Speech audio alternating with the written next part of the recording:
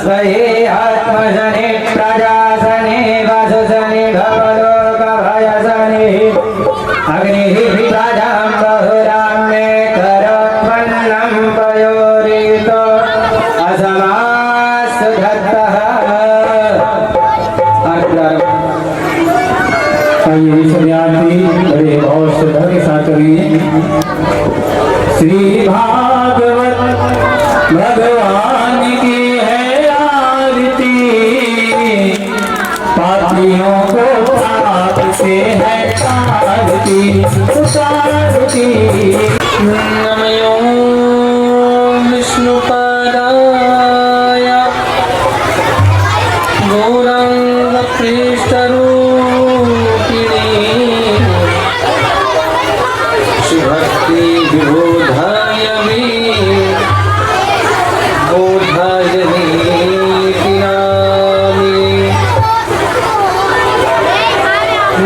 नमो भक्ति प्रमोद श्रीपुरी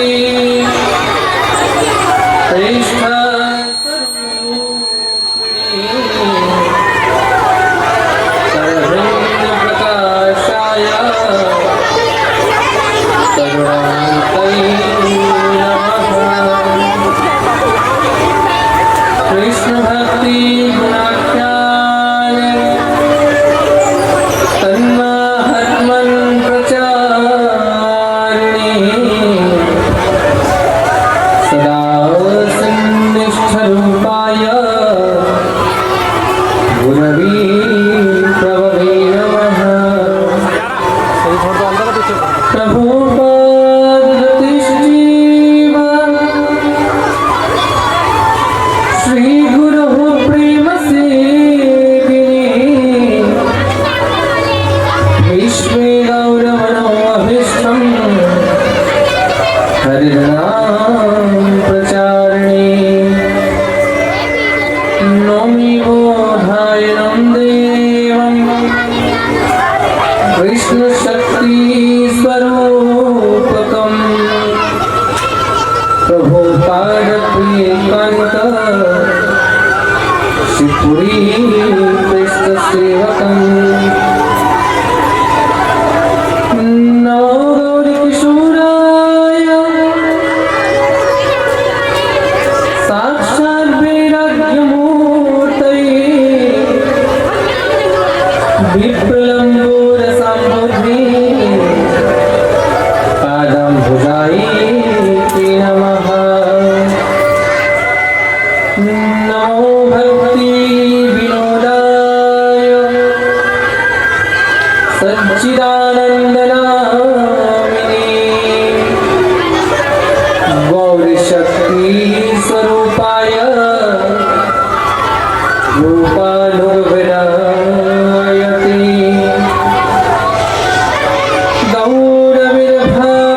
गौरविर्भावभूमिस्तं निर्दिष्ठा सज्जनप्रिया वैष्णव सार्वभौमश्री जगन्नाथाय ते नमः। वञ्चाकल्पतरुभ्यश्च कृपासिन्धुभ्यैव च पतितानां पावनेभ्यो वैष्णवेभ्यो नमो नमः। नमो महावदन्याय कृष्ण प्रेम प्रदायते कृष्णाय कृष्ण चैतन्य नाम्ने गौरतिष्वे नमः। हे कृष्ण करुणा सिंधो दीनबन्धो जगत्पतये गोपेश्वर गोपिकान्त सुराधाकान्त नमस्ते। तत्काञ्चन गौराङ्गने राधे वृन्दावनेश्वरी भानुसुते देवी प्रणमामि हरिप्रिया श्री कृष्ण चैतन्य प्रभु नित्यानंद श्री अद्वैत गदाधर शिवासादि गौर भक्तवृंद बोलो हरे कृष्ण कृष्ण कृष्ण हरे हरे हरे राम राम राम हरे हरे बोली भागवत भगवान की राधा रानी की वेदव्यास जी महाराज की जगदीश्वरी गौ माता की वैदिक सनातन धर्म की जय जय श्री राधे श्याम हरि शरणम।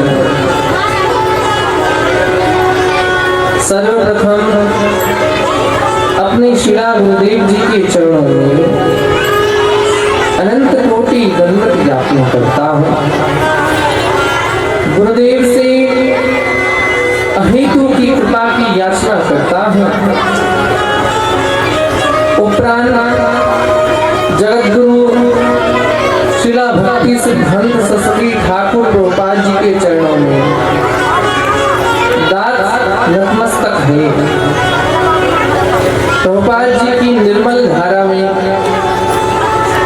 हम लोग आए हैं और ब्रह्म माध्व संप्रदाय में प्रभुपाद जी की परंपरा को हमने अंगीकार किया है। इस मुख से जो कुछ भी हरि कथा आप लोग श्रवण करते हैं ये सब हमारे गुरुजनों का ही कृपा प्रसाद है। समस्त वैष्णव आचार्यों के चरणों का स्मरण कर रहे हैं और तदुपरांत श्री गुणगण निलय परात्पर ब्रह्म अकारण करुणालय श्री राधा माधव के श्री युगल चरणों का हम लोग ध्यान करते हैं। भगवान की महती कृपा से आपके पूर्वजों के आशीर्वाद से विशाल यज्ञ आज आपके ग्राम में द्वितीय दिवस में आकर विराजित है। हम लोग श्रीमद् भागवत के माध्यम से मानव जीवन का सुदुर्लभ क्षण सत्संग लाभ कर रहे हैं। भगवान की जब विशेष कृपा होती है तब रसिक जनों का महत्पुरुषों का संग प्राप्त होता है और जब साधु का संग प्राप्त होता है तो कर्णपुटों के माध्यम से उनकी कथा हमारे हृदय की ग्रंथि को खोल देती है। शनै शनै हम लोग भगवान की ओर बढ़ने लगते हैं। हृदय में धैर्य आने लगता है और धैर्य के कारण संतोष की उत्पत्ति हो जाती है। जब संतोष आता है तो व्यक्ति को किसी और पर आश्रित रहना फिर उचित नहीं लगता। फिर तो एकमात्र आत्माराम भगवान है उसके लक्ष्य होती है। तो आइए अपने जीवन को सार्थक बनाने एवं प्रभु के चरणों में हमारी प्रीति बढ़े कुछ ऐसा ही कर गुजरने वाली ये कथा हम लोग रसपान करेंगे। निकट आपकी गंगा जी का तट है। गंगा समस्त पापों का नष्ट करने के लिए भगवान का चरण रखते, परंतु गंगा मैया आपके पापों का नाश करती है, जब आप उसमें गोता लगाते हो, जब उनका आचमन करते हो। परंतु ये भागवत रूपी गंगा आपको श्रवण मात्र से जहां कहीं भी जैसी अवस्था में आप होते हैं, उसी अवस्था में तत्क्षण आपको पवित्र करने की सामर्थ्य भागवत रखते हैं। बोलो राधा रानी की। तो आइए सत्संग में अपनी प्रियता बढ़ाने के लिए नाम संकीर्तन का आश्रय लें और सद्गुरुदेव भगवान का स्मरण करते हुए आज के सत्र को प्रारंभ करेंगे और मुख से गुनगुनाएंगे।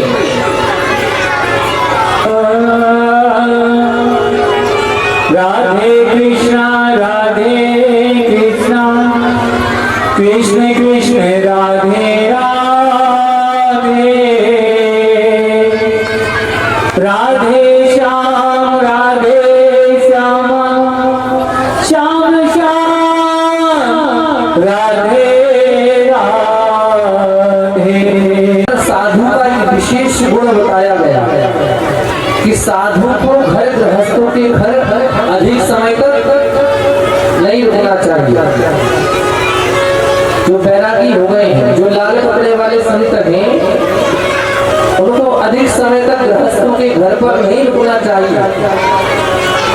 क्यों? अगर किसी के घर पर रुकोगे तो वहां पर शुभाशुभ बातें भी होंगी, अच्छी बुरी चुगली बुराई भी होंगी, और अकारण ही वो साधु जिसने अपना घर परिवार त्याग दिया है, अगर वो गृहस्थ के घर पर रुकेगा तो उसके आगे शिकायतें भी आएंगी कि महाराज जी ये सुनता नहीं है, ये सुनती नहीं है, और महाराज जी को इस बात में लेना देना कुछ है ही नहीं। फिर महाराज जी खामा खाएंगे, घर में पंच बन जाएगा। तो राधा राधा की तो वो पंच बन जाएंगे तो उनकी माला झोली छूट जाएगी, भगवान का स्मरण भूल जाएंगे। तो इसलिए गृहस्थों को भी विचार करना चाहिए कि अगर हमको संत दर्शन मिल जाए तो हमें उनके पास कैसे जाना चाहिए, क्या रीति से जाना चाहिए। कि पड़ी पातीन पड़ी प्रश्न से साधु के पास जाकर पहले तो प्रणाम करना चाहिए, फिर जाकर उनकी सेवा शुश्रूषा करनी चाहिए। जब वो सेवा से संतुष्ट हो जाए फिर उनसे अपने हित में प्रश्न करने चाहिए। वो प्रश्न ऐसे नहीं हो कि हम पर तो किसी ने कुछ करवा दिया है, आप हमें बता दो दिव्य दृष्टि से कौन है वो। ये ऐसी प्रपंच की बातें भक्त के पास साधु के पास नहीं करने चाहिए। कि क्या करना चाहिए? साधु के पास जाकर पूछना चाहिए कि कृष्णम प्राप्ति करम शाश्वत साधनम तत्पराधना। कि महात्मा जी आप हमें ये बताइए कि हमारी भगवान में प्रियता कैसे होगी। जन्म जन्म से उस प्रभु को हम भूल चुके हैं, उनसे हमारा मिलन कब होगा। लेकिन बाहरी कलयुगी बुद्धि उल्टी गंगा बह चली है। भगवान की जो बात बताए वो उन्हें कुछ नहीं जानते, और कोई कह दे कि भैया हमारे पास आ जाओ, हम ताकत तबीज बना के दे देंगे, तुम्हारा काम बनने लग जाएगा। उसके पास दुनिया भर की भीड़ है। बोलो राधा रानी की। मतलब बाबा जी नहीं हो गए मानो। वो गांव में पुराने समय में वो आते थे डमरू बजा के, वो भालू लेकर आते थे मदारी है? मानो ऐसा चाहिए जो नजर बंद कर दे, वो मिट्टी में एक पत्थर मारे, वहां से पैसे निकाल दे, है ना। तो एक लकड़ी सी लेकर आता है, वो हाथ पर ऐसे लकड़ी मारता है, वो पैसा बना देता है। हमको तो बाबा जी ऐसे चाहिए। अच्छा एक विचार करो, जो ऐसा करते हैं, जो ऐसा कर्तव्य दिखाने वाले हैं, जब उनके पास ऐसा करने से ही धर्म आया आ रही है, वो धरती से पत्थर मारकर पैसा निकाल देते हैं। ऐसे तो एक ट्राली पत्थर लाकर एक जगह मारते रहे, वहां तो सोने का ढेर, पैसे का ढेर लग जाएगा। पर हमारी बुद्धि में ये नहीं आता कि भैया ये काय को डोल रहे हैं, ये क्यों खुद घूमते हैं। हमको लगता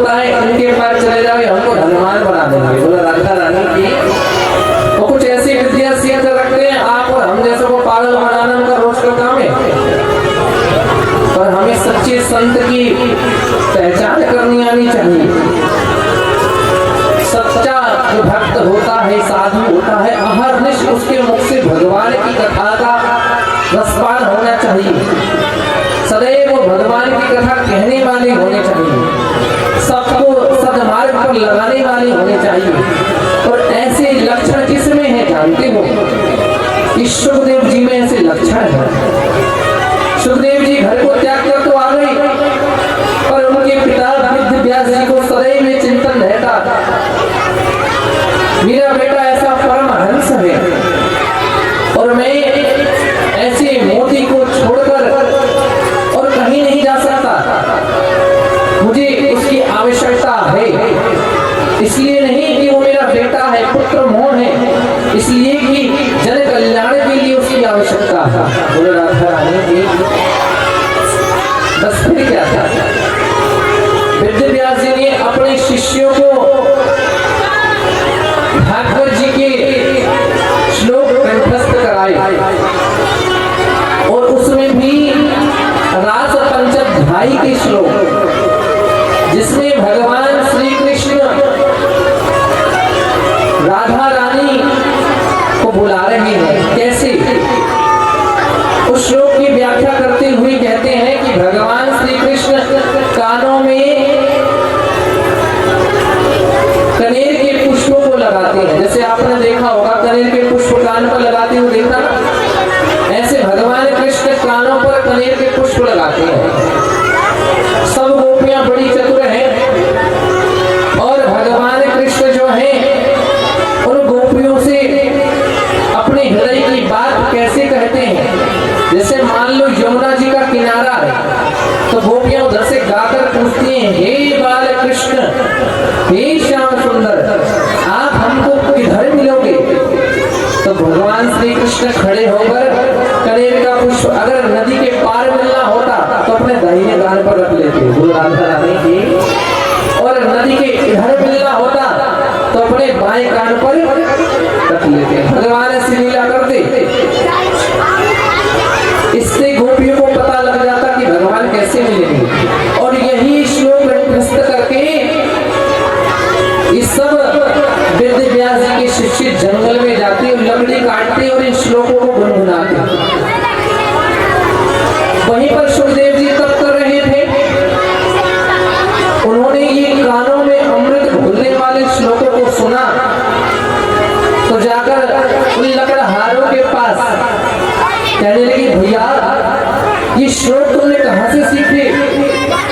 इतनी मीठी बात तुमने कहां से सीखी भैया? तो कहा हमारे गुरुजी ने बताई। गुरुजी आपके कौन है? तो वेद व्यास जी ने अपना नाम बताने से मना कर दिया था कि उसको मेरे पास ले आना, अगर वो मिल जाए, अगर तुमने कहीं मेरा नाम उनके आगे ले लिया तो वो तुरंत वहां से भाग जाएंगे। तो कहा अच्छी बात है। तो कहा अपने गुरुजी से हमें मिला दो जो इतने अच्छे श्लोक बोलते हैं। फिर क्या करने की और पूछ पकड़ कर ले गए हाथ और कहा ये है हमारे गुरुजी का आश्रम। और देखा क्या, ये तो मेरा ही घर है। बोल राधा रानी, मतलब जहां से भागे थे वहीं पर लाकर आज इन लकड़हारों ने खड़ा कर दिया। सामने वेद व्यास जी को देखा, तब वेद व्यास जी ने उनको समझाया, बेटा मुझे तुमसे कोई पैतृक आसक्ति नहीं है, तुम जगत कल्याण के लिए जन्मे हो पुत्र, जिस कारण से तुम यहाँ आए हो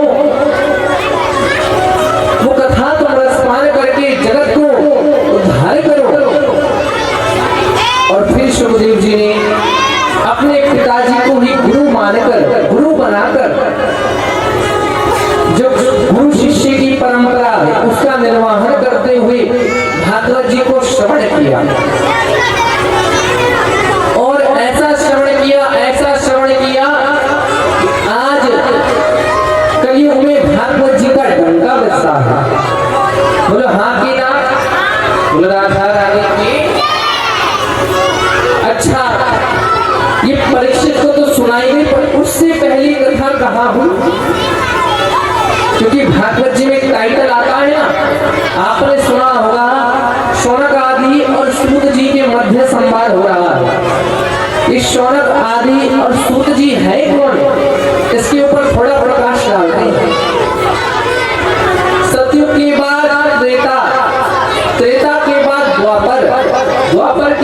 कलयुग आता है। कलयुग की आयु है 4,32,000। कितनी? और अभी कलयुग को 5,500 के आसपास प्रतीत हुए हैं वर्ष। कलयुग अभी 5,500 वर्ष का हुआ है, मतलब अभी इसका प्रथम चरण चल रहा है। हम संकल्प लेते हैं ना, कलयुगे कली प्रथम चरणे, है ना, जम्बू द्वीपे भारत खंडे आर्यव्रते, लेते हैं ना संकल्प। तो कलयुग का प्रथम चरण चल रहा है और इस कलयुग की पराकाष्ठा देखो। पहले ही चरण में इस कलयुग ने कैसा हाहाकार मचाया है। आप आज के समय में सोशल मीडिया खोल कर देखो, कैसी विभत्स चलचित्र आपको दिख जाएंगे। कोई किसी की गर्दन को काट रहा है, कोई किसी को मार रहा है, कोई किसी को लाठी डंडे से कुचल रहा है, कहीं कितने ही एक्सीडेंट उसमें आ रहे हैं, ऐसा हो रहा है। और कहीं ना कहीं आपके आसपास भी ऐसे लोग मिल जाएंगे जो पशु से भी हिंसक बन गए। दया नाम की चीज मानव के भीतर से नष्ट होती जा रही है। छोटी छोटी कन्याओं के साथ शोषण हो रहा है। गाय माता की रक्त की धार इस भारत की पवित्र भूमि पर गिर रही है। और तो और कितने ही ऐसे कुकर्मी लोग हैं जो बाप बेटी भाई बहन के रिश्ते को शर्मसार करते हैं। गुरु राधा रानी की अभी से ही कलयुग के प्रथम चरण में इतना हाहाकार मच गया है। और यही सब हाहाकार इन्होंने जाना, वो है शौनक आदि ऋषि। शौनक आदि 88,000 ब्राह्मणों ने, जब द्वापर बीत रहा है, कलयुग का आगमन होने वाला है, और आगमन होने मात्र से उन्होंने देखा कि धरती पर कहीं पर भी जब तप पूजा वेद अध्ययन करने के लिए स्थान नहीं बचा। मतलब आप कहीं पर भी पूजा पाठ शुद्ध तरीके से नहीं कर सकते इस कलयुग की धरती पर। आप कहोगे तो महाराज जी जो पूजा पाठ यज्ञ आदि होती है ये सब व्यर्थ है। निश्चित व्यर्थ है।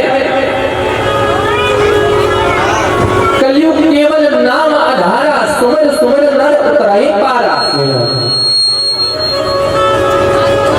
आइए एक बार जोरदार तालियां बहन के लिए जिन्होंने और ब्रह्मा जी से अपनी व्यथा कही महाराज कि घोर कलयुग अब आ गया है और इसमें हम जीव कल्याण के लिए एक यज्ञ करना चाहते हैं। आप हमें कोई ऐसा स्थान बतावें जहां पर हम जाकर तप कर सकें। तो ब्रह्मा जी ने अपने चक्र को छोड़ा और ऋषियों से कहा, ऋषियों कि चक्र जिस स्थान पर जाकर गिरी उसी स्थान को अपने तप करने योग्य समझ लेना। पर देखो चारों युगों में 4 प्रकार के साधन हैं जिससे भगवान को पाया जा सकता है। शौनक आदि ऋषि तप करके जीव कल्याण की चिंतन करना चाहते हैं और ब्रह्मा जी ने कोई स्थान दिया भी। वो कहां पर है? लखनऊ के निकट सीतापुर में एक स्थान है जिसका नाम है नैमिषारण्य। वर्तमान में उसका नाम है नैमिषार। उस नैमिषारण्य में जाकर चक्र गिरा, वहीं पर एक कुंड का निर्माण हो गया जिसको कहते हैं चक्र तीर्थ। और जब वहां पर चक्र गिरा और वहीं पर उस स्थली को और ब्राह्मणों ने तप योगी जान लिया। गुरु राधा रानी समस्त शौनक आदि ऋषि उसी स्थान पर तप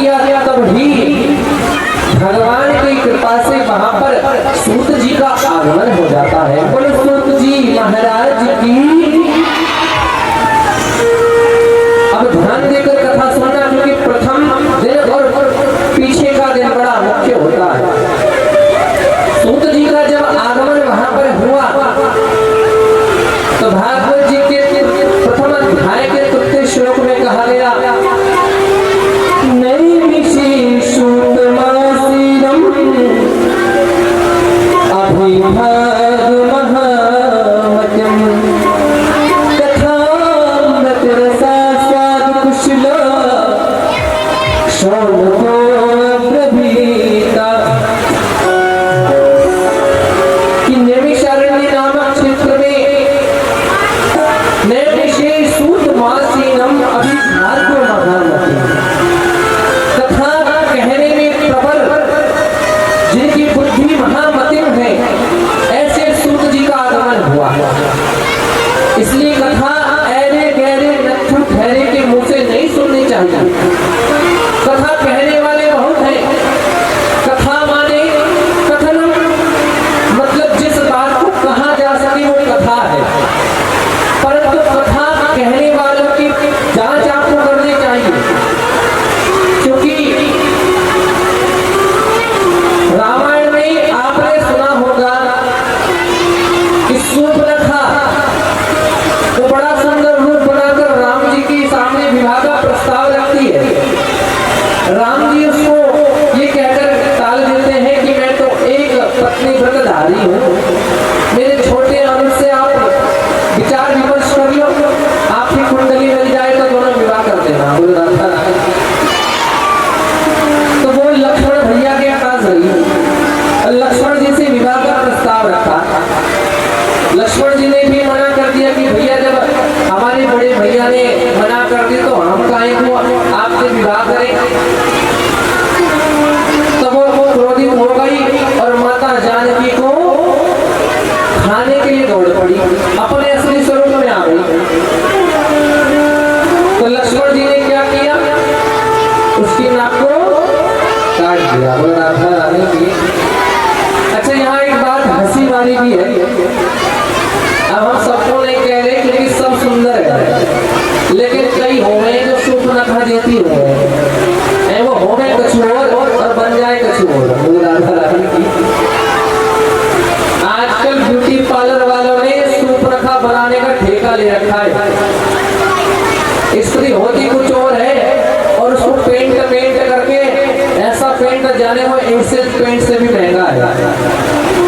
वो ऐसा पेंट करे भैया, आप जैसी रंग चाहो वैसा रंग आपको मिल जाएगा। है ना। और आजकल तो ब्यूटी पार्लर में एक चीज और है, नकली नखून भी लग जाते हैं। अरे राम राम। शास्त्रों में कहा गया सूर्पनखा माने जो बड़ू नखून वाली है वही सूर्पनखा है। तो आजकल लोग पैसा दे दे के बड़े नखून रखवाते हैं, है ना। उसमें बहुत सारे फूल पत्ते भी बनवा लेते हैं। तो ये सब सनातन संस्कृति के विरुद्ध है।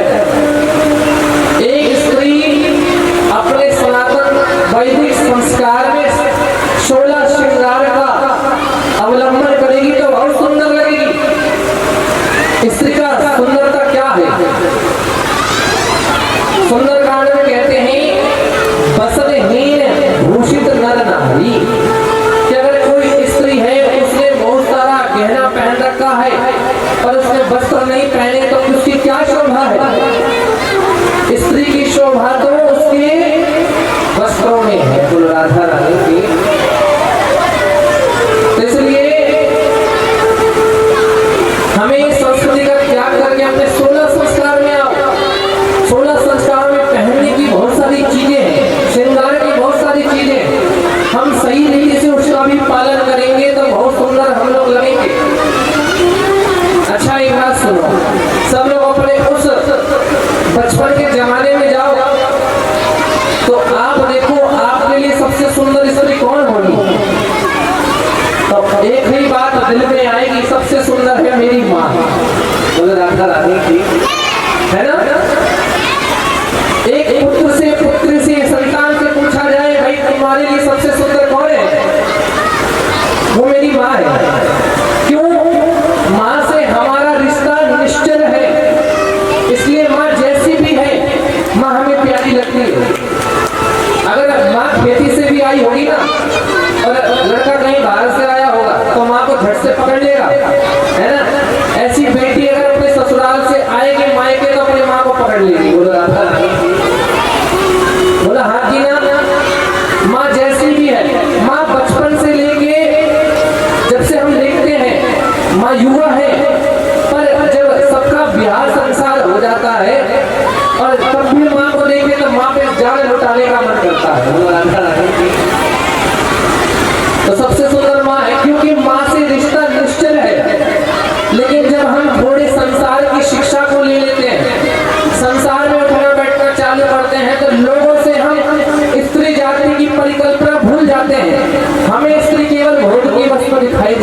लगती है। और फिर जब भोग की वस्तु दिखाई देने लगती है तो फिर हमें वो शरीर को ढकने वाली स्त्रियां अच्छी नहीं लगती, क्योंकि हम अब स्त्री को वासना की दृष्टि से देख रहे हैं। बोलो राधा रानी की। फिर तो जो जितने छोटे कपड़े पहने वही सबकी फेवरेट है, उससे सब मित्रता करना चाहते हैं। पर उस स्त्री को भी ये समझना चाहिए कोई मेरे से मित्रता करेगा क्यों, मुझ में ऐसा है क्या? मुझको खाना अच्छा बनाना नहीं आता, मुझको पढ़ना अच्छा नहीं आता, तो कोई मुझसे जुड़ेगा क्यों? क्योंकि उसे आपसे वासना की पूर्ति करनी है। बोलो राधा रानी की। और इसी का फायदा विधर्मी उठाते हैं। वो सुंदर सुंदर वस्त्र पहनते हैं और आपको जीवन को धारण भी दे देता हूं। निकट ही आपके मुजफ्फरनगर है, तो मुजफ्फरनगर में हमारी हिंदू बहन को एक विधर्मी मनुष्य ने किसी प्रकार से अपनी बातों में लिया। देखो इस समाज का आईना है, कथाओं के माध्यम से समाज में जागृति जानी चाहिए। तो उसने क्या किया, उस हिंदू लड़की को वो ले जाकर बाजार से कुछ शॉपिंग करा दे, 200 400 500 की चीजें दिला दे, कान के कुंडल दिला दिए, 200 रुपए का हार, हाथ के कुछ पहनने का दिला दिया, 1-2 जोड़ी कपड़ा, हर से हर 2-3 हजार रुपए का उस पर खर्चा कर दिया। राधा रानी की। अब वो कन्या क्या सोचे, वो सोचे देखो ये कितना भला आदमी है, ये कितना मेरा ध्यान रखता है, और उसके चक्कर में दिन रात पड़ी रहती है। और इधर जो मैया बाबा उसको रोके टोके तो मैया बाबा जो बचपन से पेट पाल रहे हैं वो दुश्मन दिखाई देते हैं। बोलो राधा रानी। मैया बाबा ने जाने कितने धन माया अपनी पुत्री को पालने पोसने में लगाया। शादी ब्याह के लिए मैया बाबा अपना खून पसीना एक करके जोड़ रहे हैं। पर एक व्यक्ति ने जो बाहर का विधर्मी है उसने 2-3 हजार रुपए खर्चा किया, उसका दिल उसने ले लिया। इसका परिणाम क्या हुआ? और जीवन तो धारण समाचार में आई है घटना। उस दुष्ट व्यक्ति ने उस हिंदू बहन के साथ कुकर्म किया और फिर उसको छोड़ दिया। अब ये बताओ हम कहाँ हैं? हमारी बुद्धि को होता क्या जा रहा है? क्या हमारी संवेदनाएं भावनाएं केवल बाहर वाले के लिए है जो हमें झूठी मूठी बातों में बहला फुसला ले? अरे हमसे ज्यादा दिमाग तो छोटे बालक में होता है। छोटे बालक को इतना बता दो बेटा कोई टॉफी या लालच देकर तुम्हें बुलाए तो मत जाना, वो तुमको उठाकर ले जाएगा। तो छोटा बालक इतना चतुर हो जाता है। पर हम लोग जो पढ़े लिख कर गवार बने, हमारी बुद्धि को होता क्या जा रहा है? राधा रानी। इसलिए बहुत सोच विचार कर धर्म की खोज करनी चाहिए कि हम हैं क्या। कुछ भी करने से पहले ये विचार करना चाहिए क्या मेरा धर्म, मेरे संस्कार इस चीज की आज्ञा देते हैं? मैं ये जो कार्य कर रहा हूँ या कर रही हूँ इसका परिणाम मुझे क्या मिलेगा? चलो यहाँ तो जैसे तैसे लोगों की नजर से छुप छाप कर मैं सब कुछ भला या भली बन जाऊंगी, पर मुझे परमात्मा को क्या मुझे दिखाना पड़ेगा? ये चिंतन हमारे दिमाग में सदैव बना रहना चाहिए। बोलो राधा रानी। तो जब सूर्पनखा उसकी नाक को काटा गया तो वो रावण के दरबार में गई और रावण के दरबार में जाकर उसने सीता माता की सुंदरता का वर्णन किया, राम जी के बारे में बताया। अच्छा देखो ये भी राम कथा कह रही है, सीता जी की कथा कह रही है, पर कह कौन रहा है? सूर्पनखा, जो खुद वासना से भरी है। और जो वासना से भरा हुआ व्यक्ति है वो लोगों के हृदय में भगवान का प्रेम भक्ति जगा नहीं सकता।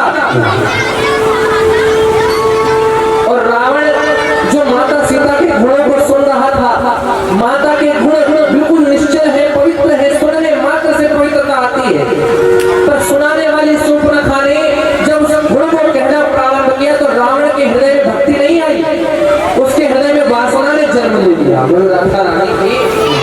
और उस रावण ने वासना से भरकर ऐसी योजना की, मारीच को हिरन बनाकर राम जी को उसके पीछे लगवा दिया और उस वासना से भरकर रावण ने माता सीता का हरण कर लिया। आइए कोई जान जाता हूँ बाजार में इस प्रकार है श्री